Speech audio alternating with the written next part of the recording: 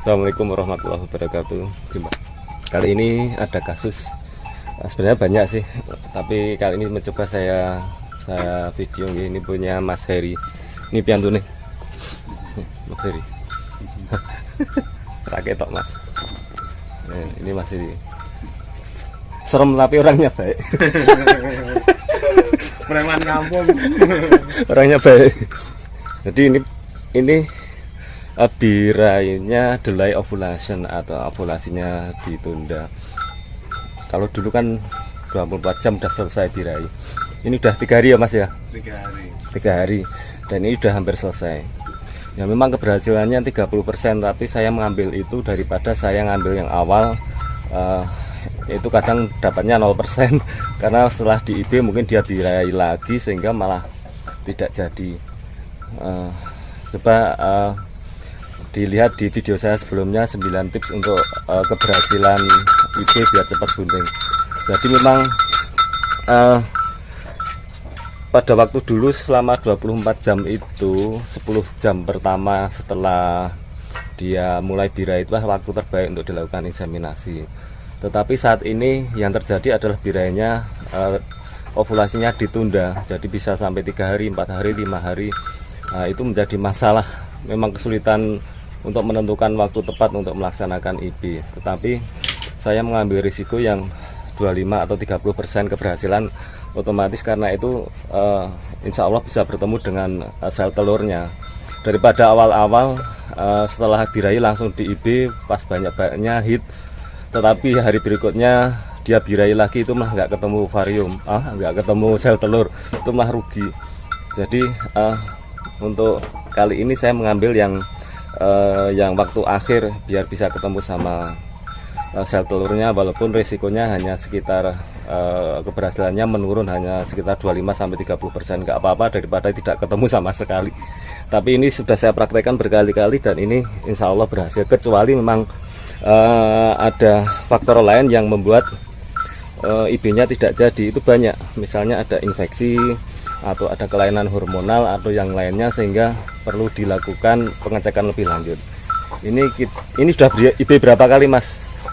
Ini udah ketiga kali. Ini yang ketiga. Ini besok kalau ini nggak jadi memang harus kita evaluasi lagi yang sebaiknya bagaimana. Oke. IB terakhir ini nanti 21 hari lagi ya? Iya, habis IB terakhir ini harusnya 21, tapi kalau mundur 3 hari berarti sudah 18 hari lagi harus sudah mulai birai kalau salah. Memang grafiknya itu seperti kurvanya semakin lama semakin menurun, jadi meningkat itu pada pertengahan hampir terjadi ovulasi itu paling tinggi sekitar 8 atau 10 jam hampir ovulasi. Tetapi itu sulit untuk sapi-sapi yang delay, artinya ovulasinya ditunda karena kita tidak tahu kapan dia selesai birainya, kita tidak tahu, sehingga kita mengambil yang jalan terakhir, yang birai terakhir, kemudian sudah hampir habis kita IB, walaupun hanya ketemu 25%, nggak masalah, mudah-mudahan bisa berhasil. Ya, terima kasih. Ini kita lihat posisi, tolong dipegang Mas. Pas saya IB kemarin kan masih banyak, jadi masih keluar banyak lendirnya. Hari ini tak lihat ini sudah mulai menurun. Saya kira ini sudah akhir birai. Masih sedikit menutup, kemudian merahnya masih, tetapi sudah merah berkurang, sudah mulai berkurang merahnya. Mudah-mudahan ini sudah akhir birai sehingga nanti bisa ketemu sel telurnya, jadi sperma bisa ketemu. Ya, kita eksekusi ya. Purna. Assalamualaikum warahmatullahi wabarakatuh. Jumpa lagi dengan saya Sigit Riso. Kali ini kita akan bahas masalah inseminasi buatan atau kawin suntik. Karena memang di lapangan banyak problem yang kita hadapi, terutama pada sapi yang kawin berulang dengan gejala birai yang tidak sesuai dengan aturan atau menyimpang dari normalnya. Baiklah, kita mulai.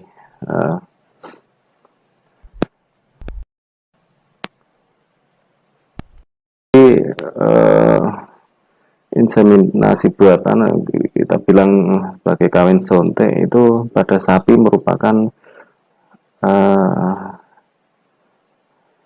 suatu kegiatan yang kita lakukan untuk mengawini sapi, karena sekarang sudah jarang lah orang itu ngangkrok ke sapi atau antara sapi jantan dan betina dikawinkan begitu. Jadi birahi, kita mulai dari birahi adalah kondisi di mana induk atau betina itu menunjukkan tanda-tanda minta kawin. Itu tanda-tanda itu ada beberapa yang bisa kita lihat, diantaranya adalah ini abang, kalau bahasa Jawa itu abang, itu artinya merah, yaitu bila vulva itu berwarna merah, dan ini harus kita buka labianya. Nanti di bawahnya ada ini warnanya merah, kita buka labia baru kelihatan vulvanya berwarna merah. Nah, ini sebagai pertanda bahwa sapi tersebut adalah birahi. Di samping ada tanda-tanda lain seperti ini, ada leleran, jadi warnanya merah. Kemudian abu itu bengkak.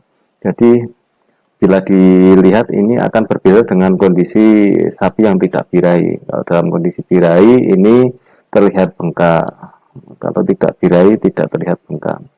Kemudian anget itu bila diraba pakai bagian belakang telapak tangan, ini pakai ini, bukan pakai ini tapi pakai yang ini. Itu di bagian tadi diraba ini akan teraba hangat, lebih hangat dari biasanya. Kemudian bengak-bengok, dia akan bengak-bengok atau teriak-teriak atau menguh sepanjang kadang sepanjang malam kalau sore mulai birahi atau siangnya. Tapi itu pun tidak setiap sapi mengalami hal seperti ini. Jadi hanya beberapa, dan mungkin jumlahnya juga cukup signifikan. Walaupun ini tidak semuanya dengan tanda-tanda bengak-bengok. Begitu juga celingkrak-cingkrik, atau dia akan menaiki sapi sebelahnya, atau juga sebelahnya juga menaiki dia, seperti itulah. Jadi kalau disingkat A3, B2, C2, abang, abu hangat, bengak-bengok, dan celingkrak-cingkrik. Ini di kita seperti ini tanda-tanda yang bisa kita lihat.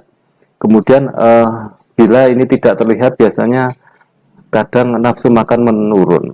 Jadi kalau nafsu makan menurun, kemudian pada data kita tahu bahwa pada sapi yang pernah birahi itu kan sekitar 18 sampai 24 hari birahi, atau sekitar 21 hari birahi, nafsu makan menurun, kita harus curiga bahwa dia itu birahi. Kemudian yang tanda-tanda yang lainnya adalah keluar pela-pelu atau leleran dari vaginal. Ini warnanya harusnya berwarna jernih dan tidak berwarna lain. Bila berwarna lain, itu sebagai indikasi dari suatu kondisi tertentu, bisa juga karena infeksi.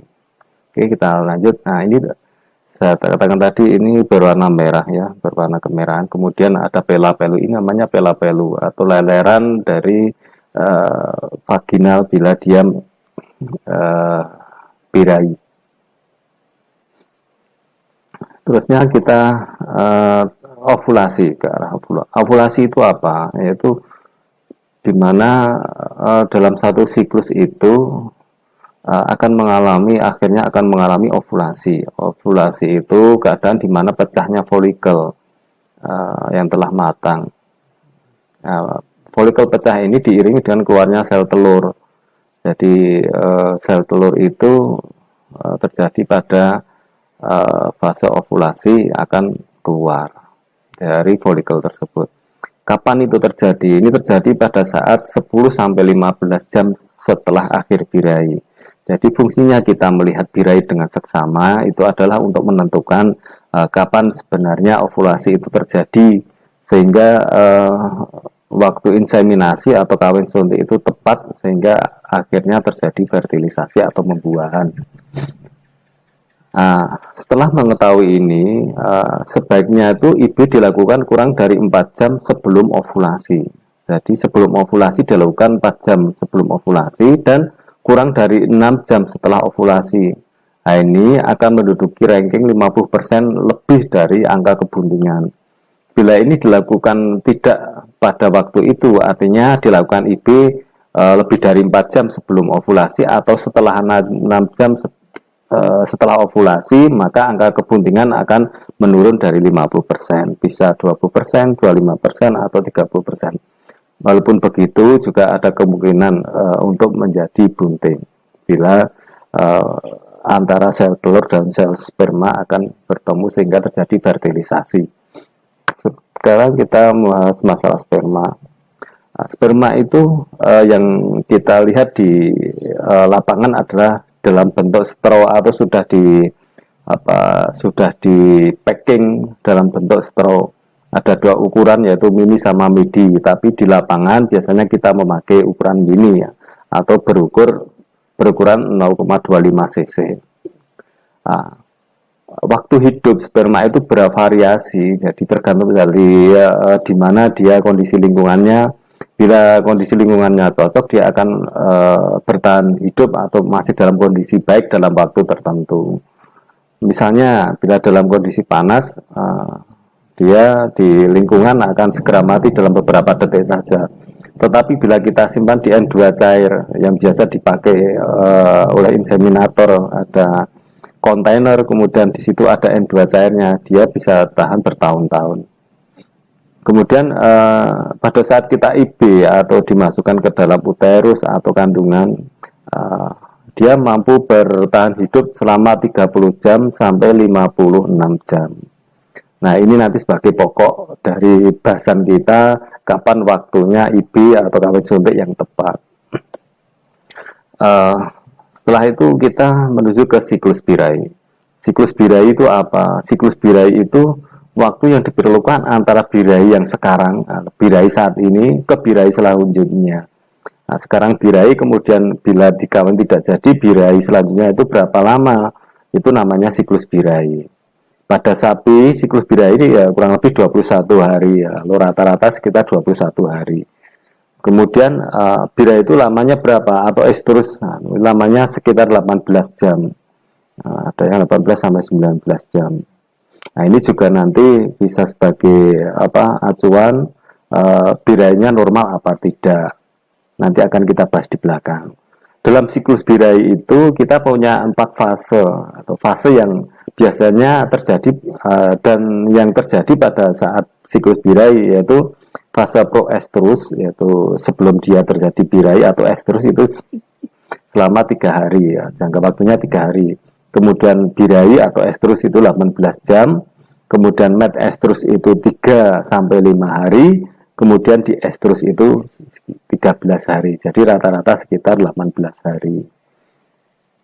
Kemudian kalau kita lihat di sini, pada siklus birahinya sapi, proestrus itu 3 hari, kemudian estrus itu 18 jam, metestrus 3 sampai 5 hari, dan di estrus itu 13 hari. Kalau kita lihat itu sekitar 18 sampai 24 jam kalau biasanya terjadi, atau kurang lebih 18 sampai 24 hari atau sekitar 21 hari. Yang jadi masalah adalah sekarang adalah ini pada saat estrus. Yang sekarang terjadi lama ini adalah siklus normal, yaitu 24 jam. Siklus sapi yang normal 24 jam. Tetapi saat ini yang terjadi adalah estrusnya. Estrusnya itu lama. Jadi tidak lagi 18 jam, tetapi bisa 24 jam, bisa 48 jam, bahkan sampai 1 minggu. Nah, ini berarti siklus estrusnya itu ke belakang. Artinya dia akan melalui metestrus. Jadi akan melebihi sini, sehingga mungkin metestrusnya itu akan dipersingkat, atau mungkin di estrusnya akan dipersingkat, sehingga kita akan menyesuaikan. Yang jadi masalah adalah pada saat estrus ini diperpanjang, itu adalah masalah ovulasi, seperti yang saya terangkan di atas. Ovulasi itu di mana sel telur keluar dari folikel. Dan ini terjadi 10 sampai 15 jam setelah akhir birahi. Kita masuk ke sini lagi. Akhir birahi dari estrus ini harus kita ketahui. Jadi kapan dia estrusnya selesai? Kalau dia selesainya 3 hari, berarti dia akan mundur. Pada saat kita inseminasi pada hari pertama, otomatis ini tidak akan bertemu dengan ovari, bertemu dengan sel telur, karena waktu hidup sperma hanya 30 jam. Berarti lebih dari 1 hari, sehingga dia tidak akan jadi. Pada saat dia estrusnya itu 2 hari, kemungkinan juga tidak jadi pada saat kita IB-nya pada hari sebelumnya. Kalau dia hidupnya sampai 50 jam, kemungkinan pada estrus yang kedua mungkin bisa ketemu dengan sperma. Tetapi bila dia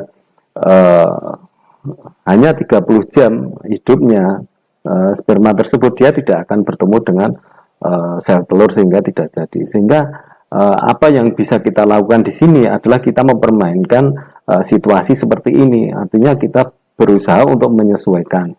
Bila dia estrusnya itu diperpanjang atau ovulasinya diperpanjang hingga 3 hari, sehingga waktu terbaik adalah pada hari ketiga kita melakukan inseminasi. Saya kira itu yang perlu titik pokoknya.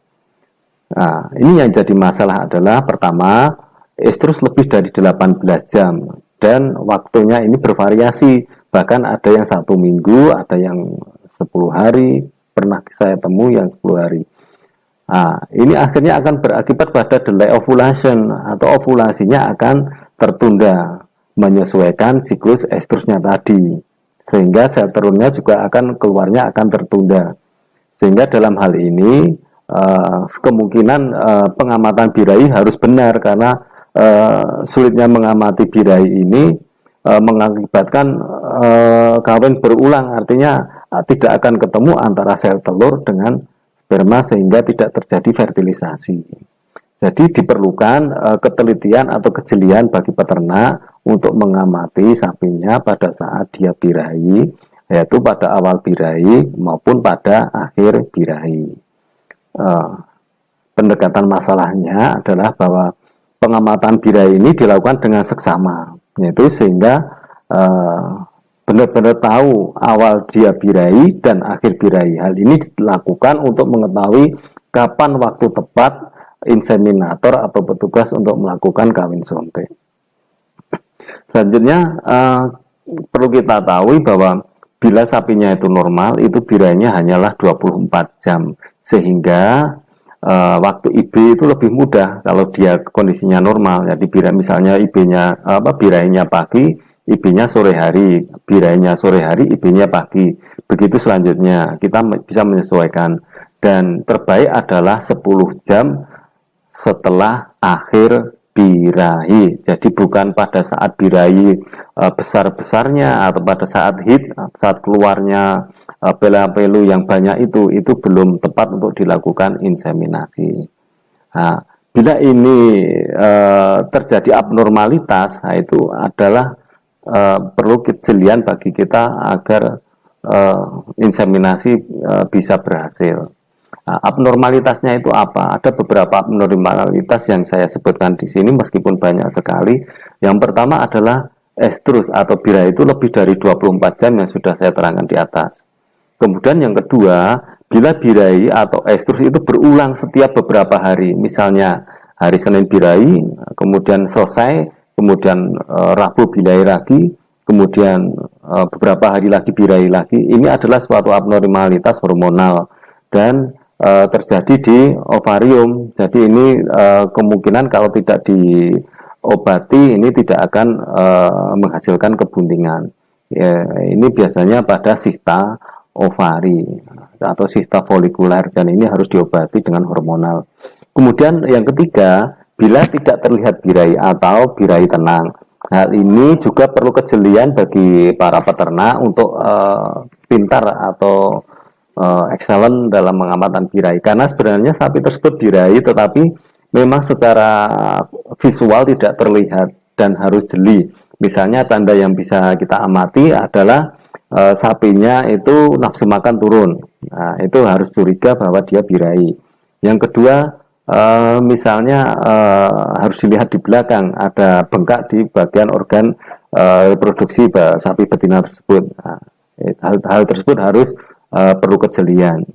Kemudian yang keempat, abnormalitasnya adalah tanda birahi tidak semuanya muncul. Jadi misalnya saya katakan tadi hanya bengkak saja, atau hanya kemerahan saja, atau hanya nafsu makan turun saja, atau hanya celingkrak-celingkrik saja. Hal itu sering terjadi, sehingga perlu diamati dengan baik untuk dilakukan diagnosa kesimpulan sebenarnya itu birahi apa tidak.